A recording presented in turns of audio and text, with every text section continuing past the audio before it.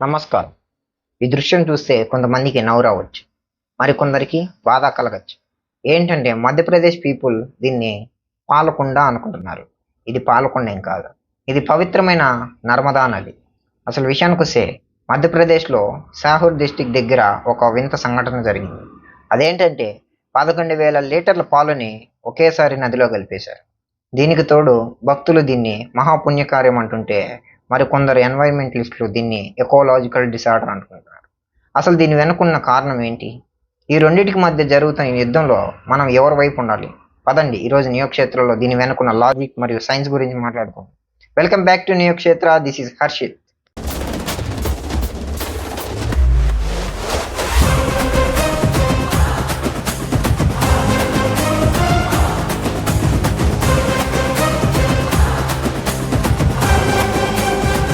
అసలు విషయానికొస్తే సద్దేవ్ అనే విలేజ్లో జరిగిన 21 రోజుల మహాయజ్ఞం తర్వాత నర్మదా అభిషేక్ అనే పేరుతో ఇంత మ్యాసివ్ క్వాంటిటీలో మిల్క్ని నదిలో కలిపేశారు.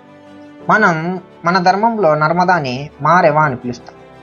నదికి పాలు సమర్పిస్తే ప్రాంతం అంతా సురక్షితంగా ఉంటుందని అక్కడ వారి నమ్మకం. కానీ మనం ఒకసారి ఆలోచించాలి. మనం నదిని అమ్మ అని పిలుస్తూ అదే అమ్మకి హాని కలిగించడం ఎంతవరకు కరెక్ట్? ఇక్కడే మనకి శ్రీకృష్ణుడు చెప్పిన ఒక పెద్ద పాఠం గుర్తొస్తుంది. శ్రీకృష్ణుడు భగవద్గీతలో ఏం చెప్పారంటే, పత్రం పుష్పం ఫలం తొయం యోమే భక్త ప్రవిశ్చితి. అంటే ఒక ఆకు, ఒక పువ్వు, ఒక పండు లేదా కొంచెం నీరు భక్తితో ఇస్తే చాలు అన్నారు. అంతేగాని కృష్ణుడు 11,000 లీటర్ల మిల్క్ని ఎక్కడ వేస్ట్ చేయమని అడగలేదు. నదిలో ఆక్సిజన్ తగ్గించి లోన ఉన్న చేపలను చంపడం సత్కర్మ అవ్వదు, అది అధర్మమే అవుతుంది. ఇప్పుడు కొంచెం లాజిక్ మాట్లాడుకున్నాం. మిల్క్ అంటే మనకు పవిత్రత, కానీ అది రివర్ ఎకోసిస్టమ్కి ఒక ఆర్గానిక్ పొల్యూటెంట్. దీన్నే మనం హై బయోకెమికల్ ఆక్సిజన్ డిమాండ్ అంటాం. అంటే పాలు నదిలో కలిసిపోయినప్పుడు అవి డీకంపోజ్ అవ్వడానికి నీటిలో ఉన్న ఆక్సిజన్ మొత్తాన్ని తీసుకుంటాయి. దీనివల్ల జలజీవులు మరియు ఆక్వాటిక్ ప్లాంట్స్ అనేవి చనిపోతాయి. పాలల్లో ఉన్న న్యూట్రిషన్ వల్ల నదిపైన పాచి అనేది పెరిగిపోతుంది. దీనివల్ల ఆ నీరు తాగడానికి కూడా పనికిరాకుండా పోతుంది. మధ్యప్రదేశ్లో ఇంకా చాలామంది పేద పిల్లలు మాల్ న్యూట్రిషన్తో బాధపడుతున్నారు.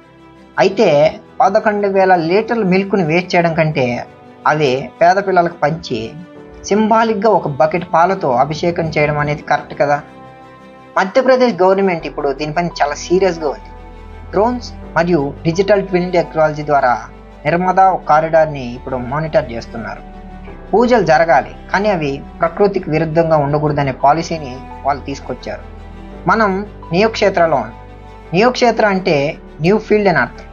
న్యూ ఫీల్డ్ అంటే మనం చేసే పూజల్లో కూడా మోడర్నైజేషన్ అనేది రావాలి. మనం సైన్స్ మరియు రిలీజియన్ని కలిపి చూడాలి.